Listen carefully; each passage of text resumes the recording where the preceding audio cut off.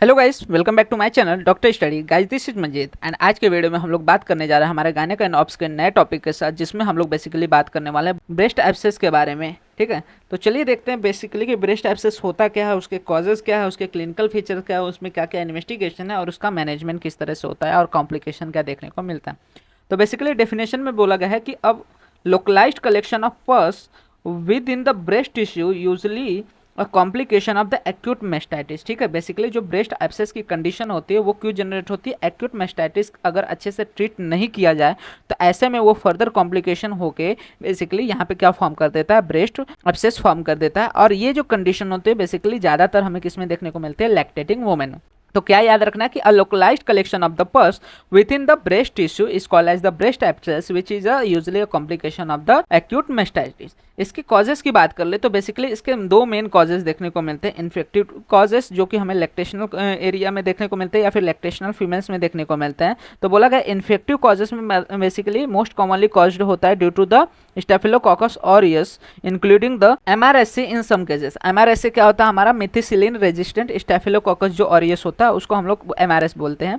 तो बेसिकली क्या बोला गया है यहाँ पे कि नॉर्मली जो कॉजेटिव ऑर्गेनिज्म है हमारा, यहाँ पे स्टेफिलोकोकस ऑरियस देखने को मिलता है। स्टेप्टोकोकाई जो बैक्टीरियल इन्फेक्शन होता है लेस कॉमन होता है, वहीं पे mixed bacterial infection chronic cases में देखने को मिल सकता है। मतलब कि स्टेफिलोकोकाई ऑरियस इन एक्यूट केसेस में, फिर उसके बाद क्रॉनिक होते होते यहाँ पे जो अदर बैक्टीरियल इन्फेक्शन होते हैं वो भी वहाँ पे देखने को मिल सकते हैं। वहीं पे प्री डिस्पोजिंग फैक्टर की बात कर लें तो प्री डिस्पोजिंग फैक्टर में आपको याद रखना है कि लैक्टेशनल कंडीशन में जो मदर लैक्टेटिंग होती है उनमें मोस्ट कॉमनली हमें ब्रेस्ट एब्सेस की कंडीशन देखने को मिलता है। या फिर क्रैक्ड निपल्स की कंडीशन है तो ये क्या होता है? एंट्री पॉइंट होता है फॉर द बैक्टीरिया, जिसकी वजह से यहाँ पे chances of the getting mastitis या फिर ब्रेस्ट एब्सेस बढ़ जाते हैं। पुअर ब्रेस्ट फीडिंग टेक्निक होने की वजह से मिल्क स्टैटिस हो जाता है। मिल्क स्टैटिस की वजह से वहाँ पे मेस्टाइटिस होता है और फर्दर वो क्रॉनिक होने की वजह से, अनट्रीटेड रहने की वजह से ब्रेस्ट एब्सेस में कन्वर्ट हो जाता है।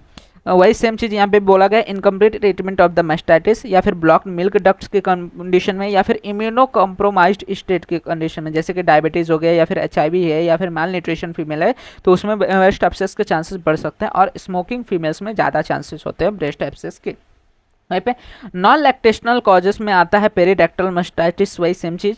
फिर उसके बाद डक्ट इक्टेक्सिया। डक्ट इक्टेक्सिया क्या होता है? बेसिकली कि मेमुलर डक्ट इक्टेक्सिया जो है एक नॉन कैंसरस ब्रेस्ट कंडीशन होता है, जहाँ पे मिल्क जो डक्ट होते हैं निपल्स के नीचे वो वाइडन हो जाते हैं और उनके वॉल्स थिकन हो जाते हैं, जिसकी वजह से वहाँ पे स्टेटिस देखने को मिलता है। तो ये बेसिकली ज़्यादातर हमें जो ऐसी फीमेल्स होते हैं जो कि अराउंड मेनोपॉज जाने वाले रहते हैं उनमें ज़्यादातर चांसेस रहते हैं इसको देखने के।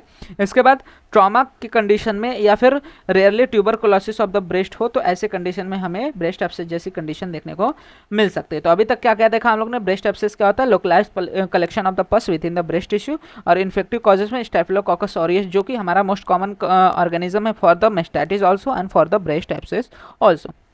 क्लिनिकल फीचर की बात कर ले तो क्लिनिकल फीचर में लोकल ब्रेस्ट सिम्टम्स की बात करते हो तो यहाँ पे सेवियर लोकलाइज्ड ब्रेस्ट पेन देखने को मिलता है। यहाँ पे स्वेलिंग रहता है, well well defined tender lump. ठीक है, यहाँ पे क्या रहता है? स्वेलिंग भी रहता है और टेंडर लंप रहता है। रेडनेस और वार्मथ देखने को मिलता है अफेक्टेड एरिया के ऊपर। फ्लक्चुएशन प्रेजेंट हो सकता है और स्किन में अपीयर साइनी एंड टेंस। ठीक है, स्किन जो वहाँ का रहेगा साइनी अपीयर होगा और टेंस अपीयर हो सकता है। इसके बाद वहाँ पे सिस्टमिक सिम्टम्स की बात करते हैं तो सिम्टमिक सिम्टम्स में बोला गया कि फीवर विद द चिल्स हो सकता है, मलाइसिस एंड द फटीग हो सकता है और टैकीकार्डिया जैसी कंडीशन देखने को मिल सकती है। वहीं पे हम लोग अगर लैक्टेशन रिलेटेड फीचर की बात करें तो डिफिकल्टी इन ब्रेस्ट फीडिंग देखने को मिल सकता है मदर में। Decreased milk flow from the affected breast हो सकता है क्योंकि वहाँ पे स्टेसिस हो रहा है। और साथ ही साथ बेबी में refuse feeding due to the pain और द अल्टर्ड मिल्क अल्टर्ड होने की वजह से या फिर पेन की वजह से वो बेबी क्या करेगा? वहाँ पे रिफ्यूज कर सकता है फ्रॉम द अफेक्टेड ब्रेस्ट। ठीक है, तो ये क्लिनिकल फीचर देखने को मिलते हैं। तो क्लिनिकल फीचर में बेसिकली हमारा जो मेन क्लिनिकल फीचर यहाँ पे जो डिफरेंशिएटिंग रहता है कि लोकलाइज्ड ब्रेस्ट पेन तो रहेगा, साथ ही साथ वेल डिफाइंड टेंडर लंप रहेगा, रेडनेस और वार्मथ देखने को मिल सकता है, जो कि ये सारे कंडीशन हमें मेस्टाइटिस में भी देखने को मिलते हैं। लेकिन मेस्टाइटिस में हमें ज़्यादातर फ्लक्चुएशन नहीं देखने को मिलता है, जो कि हमें क्रॉनिक केसेस में जब प्लस कलेक्टेड होता है तो ऐसे में देखने को मिल सकता है। वहाँ पे इन्वेस्टिगेशन क्या क्या करेंगे, तो इन्वेस्टिगेशन में बेसिकली हम लोग क्लिनिकल डायग्नोसिस करेंगे। तो क्लिनिकल डायग्नोसिस में वहाँ पे नॉर्मल एरिया में हमारा पेन, स्वेलिंग, फीवर और फ्लक्चुएशन ये सारे चीज़ें देखने को मिलेंगे। जब हम लोग मैमोग्राफी करेंगे तो मैमोग्राफी में फ्लूइड कनेक्शन है वहाँ पे वो कन्फर्मेशन हो जाता है, जो कि इसको डिफ्रेंशिएट करता है फ्रॉम द मेस्टाइटिस या फिर किसी और तरह के ट्यूमर से। और इसमें हम लोग क्या कर सकते हैं, अल्ट्रासाउंड गाइडेड नीडल एस्पिरेशन कर सकते हैं। तो थेरापेटिक एंड डायग्नोस्टिक दोनों पर्पस में हम लोग इसको यूज़ कर सकते हैं। फिर उसके बाद पस कल्चर या सेंसिटिविटी कर सकते हैं, आइडेंटिफाई करता है ये ऑर्गेनिज्म, जो कि हेल्प करता है for the proper antibiotic therapy के लिए। उसके बाद ब्लड इन्वेस्टिगेशन करेंगे, जिसमें हमें ल्यूकोसाइटोसिस, WBC काउंट बढ़ा हुआ देखने को मिलेगा और ESR और CRP एलिवेटेड देखने को मिलेंगे। और स्पेशल टेस्ट में अगर नॉन लैक्टेशनल कंडीशन है या फिर अटिपिकल लग रहा है तो ऐसे में हम लोग TB टेस्टिंग कर सकते हैं। अगर सस्पेक्टेड है तो इसमें हम लोग बायोप्सी लेके मैलिग्नेंसी को एक्सक्लूड कर सकते हैं। तो ये सारी चीज़ें हमारा इन्वेस्टिगेशन में आता है। तो इन्वेस्टिगेशन में मैमोग्राफी हो गया, उसके बाद पल्स कल्चर सेंसिटिविटी हो गया, ब्लड इन्वेस्टिगेशन हो गया, और अगर कोई और फर्दर रीजन नहीं पता चल रहा तो ऐसे में हम लोग क्या करते हैं, वहाँ पे TB टेस्ट कर लेते हैं कि वहाँ पे कोई पल्मोनरी TB या फिर अपाइकल नोड्स जो है वो, या फिर जो वहाँ पे लोकल लिम्फ नोड्स है उनकी स्वेलिंग को चेक करते हैं, जो कि सजेस्ट कर सकते हैं सेकेंडरी मैलिग्नेंसी का। इसके बाद आता है हमारे पास मैनेजमेंट। तो जनरल प्रिंसिपल क्या है कि अगर कहीं पे भी हमें पस दिख रहा है तो पस को क्या करना है, ड्रेन करना है, इन्फेक्शन को कंट्रोल करना है और ब्रेस्ट फीडिंग को कंटिन्यू रखना है अगर पॉसिबल हो सके तो मैनेजमेंट में हमारा सबसे पहले आ जाता है मेडिकल मैनेजमेंट, एंटीबायोटिक्स का यूज़ करना, जिसमें हम लोग क्लोक्सासिलिन या फिर फ्लोक्लोक्सासिलिन जो होता है हमारा फर्स्ट लाइन यहाँ पे एंटीबायोटिक होता है। इसके अलावा अमॉक्सिसिलिन या फिर क्लेविलानेट जो होता है हमारा अल्टरनेटिव होता है अगर MRS से सस्पेक्टेड है, ठीक है, मेथिसिलिन रेजिस्टेंट कंडीशन है तो ऐसे में हम लोग क्लिंडामाइसिन या फिर वैंकोमाइसिन जैसे एंटीबायोटिक्स का यूज़ कर सकते हैं। इसके अलावा वहाँ पे सिम्टोमेटिक ट्रीटमेंट के लिए हम लोग एनाल्जेसिक दे सकते हैं, जो कि हमारा फीवर और जो पेन है उसको कंट्रोल करेगा। वार्म कंप्रेस देंगे ताकि पेन को रिलीव किया जा सके, और सपोर्टिव केयर में यहाँ पे हाइड्रेशन और रेस्ट प्रोवाइड किया जाता है। तो ये होगा मेडिकल ट्रीटमेंट में। तो मेडिकल ट्रीटमेंट में हम लोग क्या कर रहे हैं, एंटीबायोटिक्स दे रहे हैं ताकि जो सेप्टिसेमिया कंडीशन है उसको प्रिवेंट किया जा सके या फिर बैक्टीरियल इन्फेक्शन को कंट्रोल किया जा सके। उसके बाद ड्रेनेज ऑफ द अब्सेस, ठीक है, अब और अब्सेस क्लियर है, मालूम है कि वहाँ पे अब्सेस है, तो ऐसे में क्या करेंगे, नीडल एस्पिरेशन से हम लोग ड्रेनेज कर सकते हैं या फिर इंसिजन एंड ड्रेनेज कर सकते हैं। तो अगर मान के चलो स्मॉल अब्सेस है या फिर अर्ली कंडीशन है तो ऐसे में हम लोग क्या कर सकते हैं, अल्ट्रासाउंड गाइडेड नीडल एस्पिरेशन करते हैं, और ऐसे में रिपीटेड एस्पिरेशन में भी नीडेड, एंड ये लेस इन्वेजिव होता है और बेटर कॉस्मेटिक आउटकम होता है क्योंकि वहाँ पे स्कार का फॉर्मेशन नहीं देखने को मिलता। लेकिन अगर उससे नहीं ठीक हो रहा है तो ऐसे में लार्ज या फिर मल्टीलोक्यूलेटेड है तो ऐसे कंडीशन में या फिर फेल एस्पिरेशन केसेस में हम लोग क्या करेंगे, इंसिजन एंड ड्रेनेज करेंगे।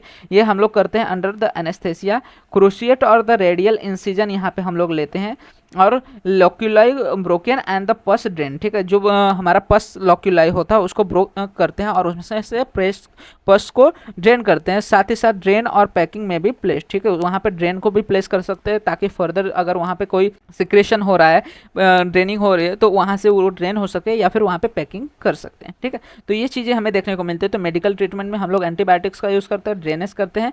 उसके बाद ब्रेस्ट फीडिंग के लिए एडवाइस प्रोवाइड करते हैं कि पॉसिबल है तो वहाँ पे क्या करना है, अनअफेक्टेड ब्रेस्ट से हम लोग कंटिन्यू करते हैं ब्रेस्ट फीडिंग को, और मिल्क एक्सप्रेशन करवाते हैं फ्रॉम द अफेक्टेड ब्रेस्ट में be allowed after the drainage, and milk stasis को कैसे भी प्रिवेंट करना है, इसलिए वहाँ पे ड्रेनेज करना जरूरी है अगर बच्चे को नहीं पिला रहे हैं तो।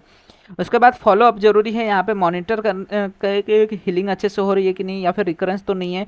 इंश्योर करना है completion of the antibiotic course ताकि वापस से सेप्टिसेमिया जैसी कंडीशन ना जनरेट हो या फिर सेकेंडरी बैक्टीरियल इन्फेक्शन ना हो, और अंडरलाइन जो कॉजेस है जैसे कि क्रैक निपल हो गया या डक्ट ऑब्स्ट्रक्शन हो गया उसको ट्रीट करना है। कॉम्प्लिकेशन क्या देखने को मिल सकता है, तो क्रॉनिक ब्रेस्ट एब्सेस हो सकता है, फिस्टुला का फॉर्मेशन हो सकता है, रिकरेंस बार बार देखने को मिल सकता है, सेप्सिस हो सकता है, रेयर रहता है लेकिन सीरियस हो सकता है, ठीक है, और स्कारिंग या फिर डिफॉर्मिटी ऑफ द ब्रेस्ट देखने को मिल सकता है। तो मेन चीज़ क्या याद रखना है कि नॉर्मली जो ब्रेस्ट एब्सेस की कंडीशन होती है वो किस में देखने को मिलता है, लैक्टेटिंग वुमेन में देखने को मिलता है। स्टेफिलोकोकस ऑरियस जो होता है कॉमनेस्ट ऑर्गेनिज्म है ब्रेस्ट एब्सेस के लिए। अल्ट्रासाउंड प्लस एस्पिरेशन जो है यहाँ पे डायग्नोस्टिक और ट्रीटमेंट दोनों के लिए हम लोग यूज़ करते हैं, और ड्रेनेज प्लस एंटीबायोटिक और कंटिन्यूड ब्रेस्ट फीडिंग जो है ये मेन मैनेजमेंट है हमारा किसका, ब्रेस्ट एब्सेस का। तो होप आपको सारी चीज़ें related to breast abscess clear हो गए होंगे। इसके रिलेटेड कोई भी डाउट रहता है आप कमेंट सेक्शन में मेंशन कर सकते हैं, मैं ट्राई करूँगा फर्दर वीडियोस में उसको और अच्छे से समझा सकूँ। साथ ही साथ वीडियो अच्छा लगा तो वीडियो को लाइक एंड शेयर करना मत भूलिएगा। इसी तरह के और भी फर्दर वीडियोस इस चैनल पर अपलोड होते रहेंगे, तो चैनल को सब्सक्राइब जरूर कर लीजिएगा, जिससे आने वाले वीडियोस के नोटिफिकेशन आपको मिलते रहें। एंड आप हमारे इंस्टाग्राम एंड टेलीग्राम हैंडल्स को भी फॉलो कर सकते हैं, जहाँ पे आपको वीडियोस रिलेटेड, नोट्स रिलेटेड जो भी अपडेट्स रहते हैं प्रोवाइड हो जाते हैं, जिसका लिंक आपको वीडियो के डिस्क्रिप्शन में अवेल हो जाएगा।